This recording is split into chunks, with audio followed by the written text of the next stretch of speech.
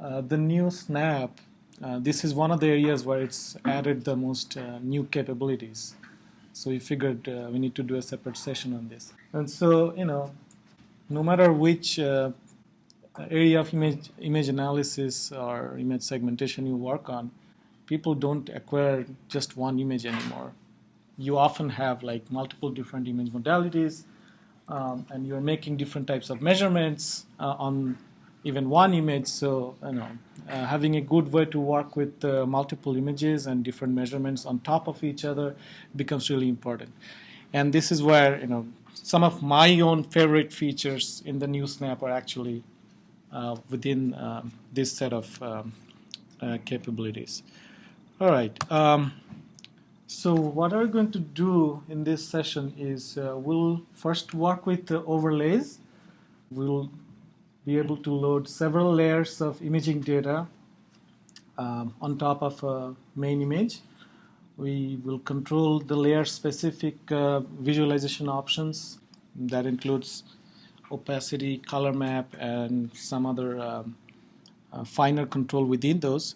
Then we can work with multi-component images. So sometimes even one image at every voxel, you can have a vector, or you can have multiple values at the same spatial location.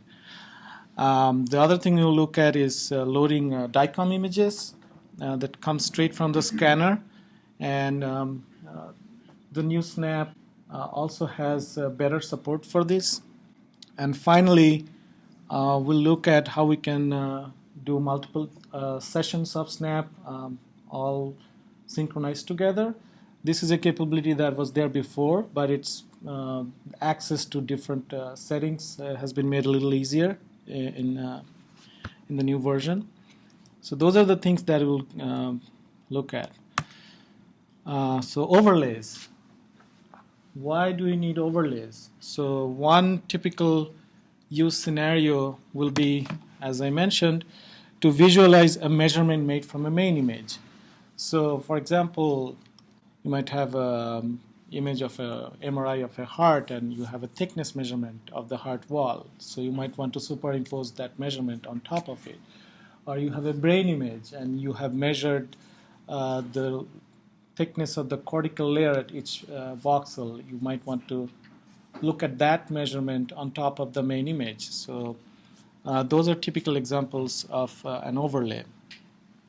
Another use would be to look at a statistical map. Often we do group studies. For example, if you're looking at hundreds of subjects, for example, in a brain imaging study, you want to put all the subjects' brains in a common space, and you have done some analysis. You have this nice statistics map. You want to look at that. These are the type of images you will see in newspaper articles where this part of the brain lights up. There's this blob and all that. So those blobs that you see, they all need to be visualized on top of some kind of brain image. Typically, it will be a common atlas image, and so you want a way to do that.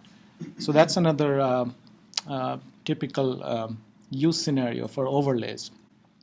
So here's an example of how an overlay might look like. And this screenshot is one of the nicest things that have been introduced in SNAP 3.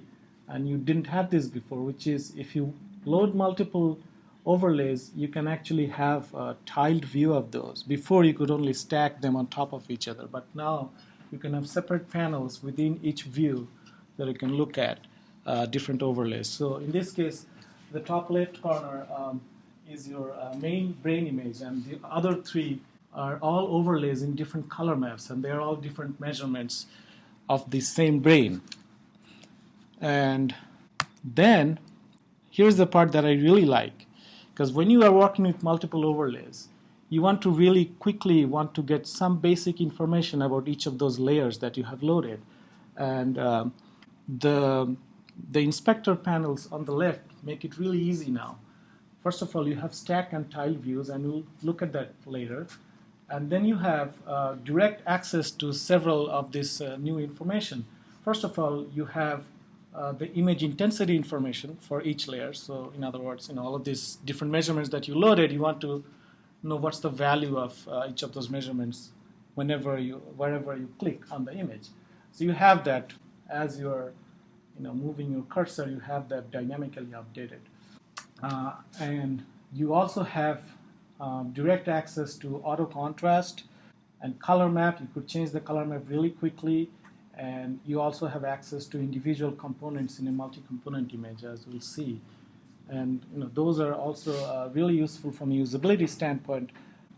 So here's what I was talking about. So on the left, you'll see there are those 4 images, and you have the names of those images, some indication of what color map is being used, and the actual values for each image where the cursor is.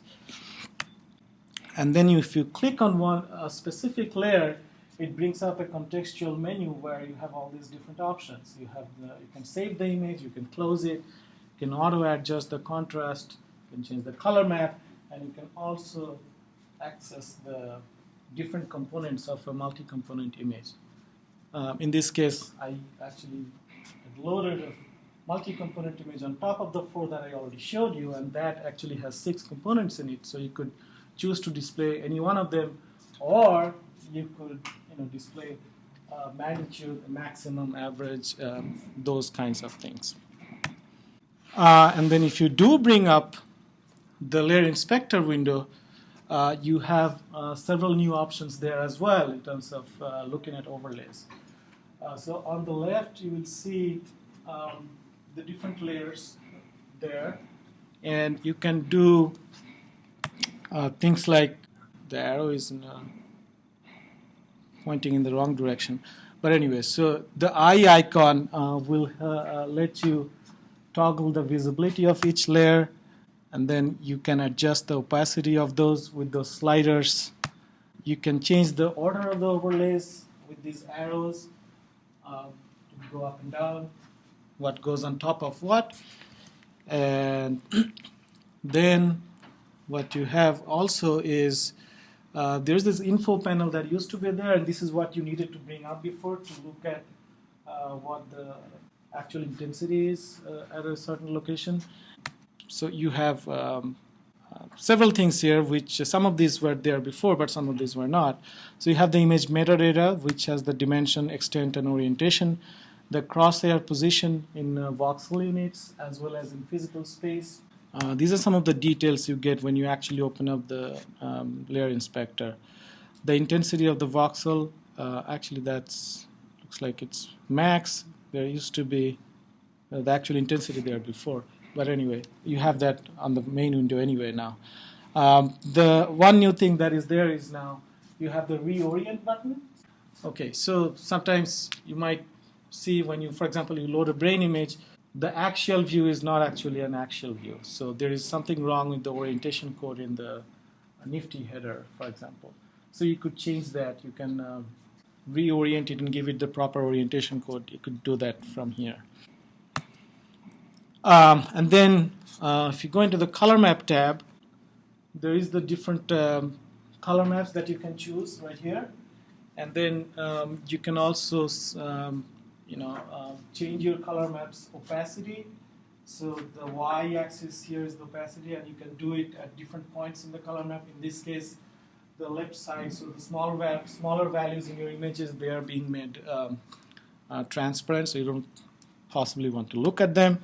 You can do all kinds of finer control for those. So there's a support for continuous and discontinuous color maps. This I haven't really used it very much, so there you go, the color map transparency.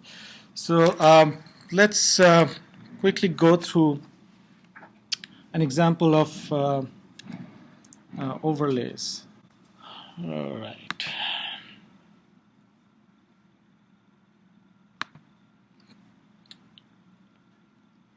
So I'm sure we've seen Workspace Files yet. Have we seen Workspace Files? No? Okay. So this is another nice feature actually of the new SNAP. Is if you have been working with, and this is really actually very useful when you're working with overlays and multiple images, because you might, for a specific project, you might be working on a specific set of images, and then you want to come back to it. So you could save your workspace. It will remember not only the images that you had looked at, it will remember certain settings associated with them. All right.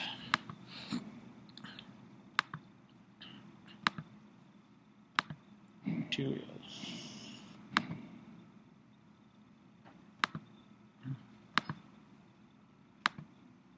Okay, so here is a .ITK-SNAP file. This is something new, as I said. So this is a workspace file that remembers the set of images that you are working on. And so I'm going to just load this file, and it's going to give me, this. We actually had a screenshot of this in the slides. So it remembers these 4 files that we had loaded as overlays in the tile view. So it loads all of that up at the same time. And so here, as I click through different parts of the image, you will see that the values here keep changing. So that's really useful, as I mentioned. It shows you what the intensity is at each location. If I click on, actually this is probably right click on Windows and control click on Macs. So that brings up the contextual menu for the specific overlay. So you can auto adjust contrast, for example. I guess this is already done, so we didn't see any difference. You can change the color map. So we are now selected the trace image, which is this 4th one. So if you could just change it to different color map, just like that. And what else did we see here that we could look at?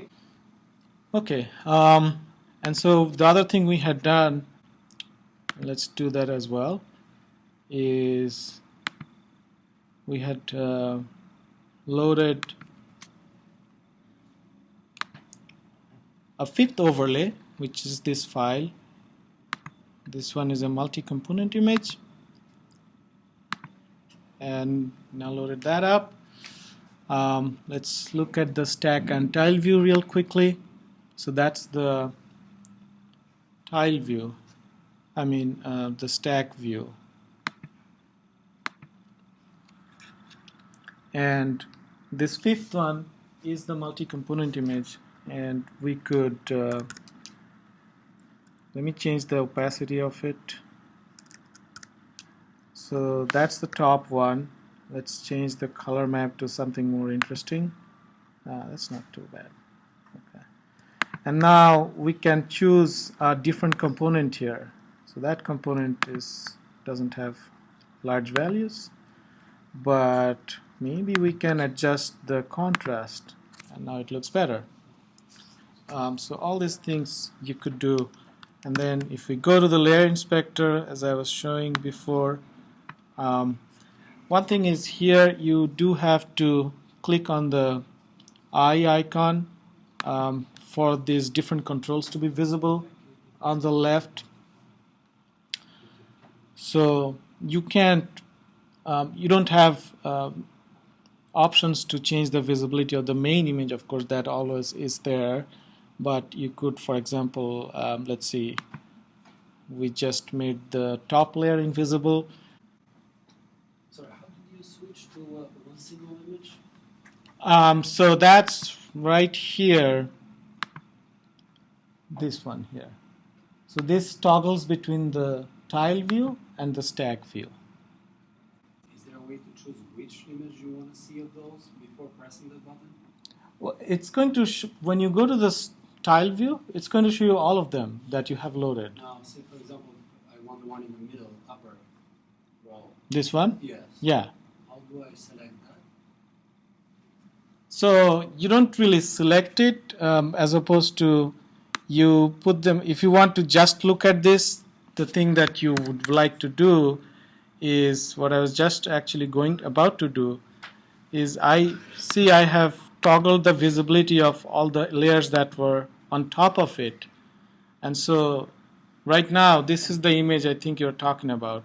No, maybe this one.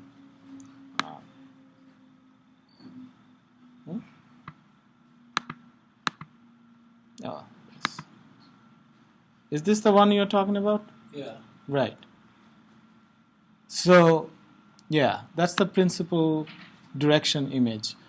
And so what I did is there were 3 other layers on top of it. So I made all of them invisible by clicking on the eye icon. And so this becomes the top layer. So then you can look at it. Just going through some of the other tabs. So there is the metadata tab over here. That gives you all of this information from the image header, which you'll probably never need. There's the info button, where you have all this coordinate information, the origin, voxel spacing, the dimensions of the image, and you have color map as well. For some reason, the color map is not, I don't know. And there's the contrast window here, where you can change the contrast by dragging this. This probably we went through this at least. All right. So yeah, those are basically some of the things we can do with the overlays. So you could, for example, go to the trace image and give it a different contrast adjustment, a different color map.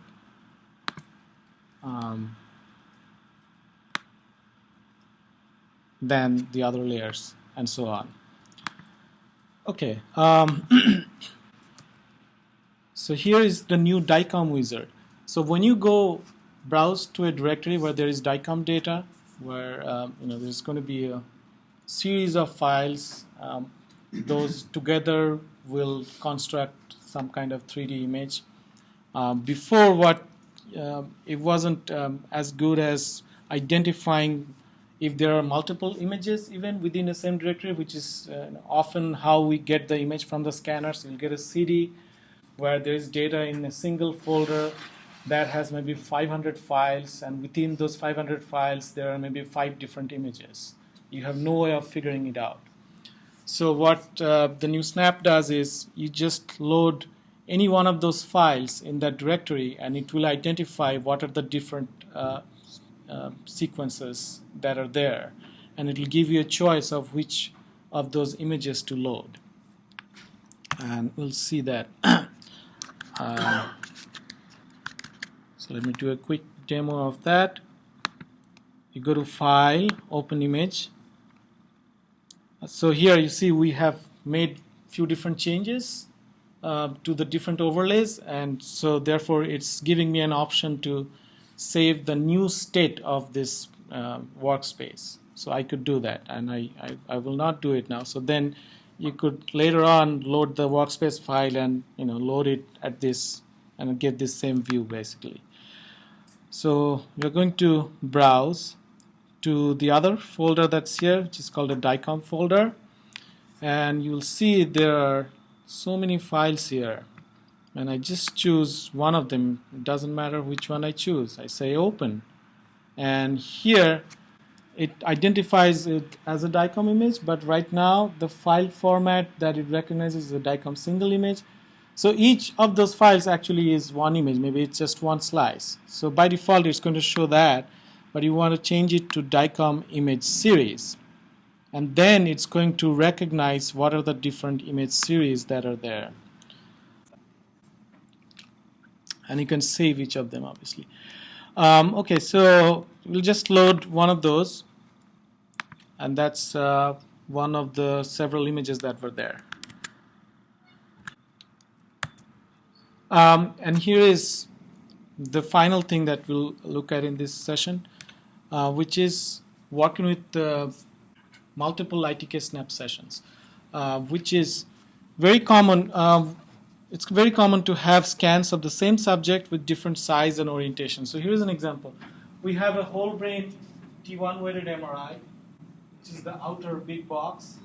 And then we also have for the same subject a partial coverage brain scan, which is a different orientation, and it's only looking at the middle of the brain like that. And so they are also different. Not only they cover different parts of the brain, but they actually, in this case, have different resolution. So all these overlay things that I was showing you, they all assume that the images are of the same size. Otherwise, it won't let you load an overlay. but that's not always the case, as is here. So in those situations, what you want to do is you want to load them into two concurrent ITK-SNAP sessions. And this is the yoking feature, which actually links the cursor position between the two sessions. And that's based on the actual physical coordinate. That is, that information is there in the image header, so it uses that. And then it's not just the same location that you can click on. It gives you a variety of other options in terms of what you can do between the two sessions. So there is this new inspector window, which is called the synchronization inspector. So you can, just by toggling this one button, turn on or off the synchronization between different windows, or you can selectively turn on and off different properties to sync. The cursor position, as I mentioned, you can have the same zoom level. So as you're zooming in and out of one window, you zoom in and out at the same level in the other window. And you can pan at the same time, and the 3D viewpoint were in the 3D rendering window as well. So yeah, those are the 4 things that I just mentioned that you can do with the synchronization inspector. And so let's actually do that. We can go to File and say New ITK-SNAP window. And can open image. There's this nice history tab. I don't know if you looked at it yet, but it remembers the images. This is sometimes helpful because it quickly gets you to the directory that we are in. If it's a long path, it takes a while to browse and click and click and click. So that's helpful sometimes. But in this case, let's actually use it.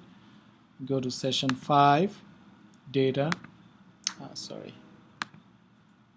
DICOM folder, and we're going to use load a different series from that same scanning session now. So again, it doesn't matter which specific file I choose. I change it to DICOM image series, say next, and this time we're going to open, let's say, series number 11. Okay, so here is your 2 snap sessions that are linked together.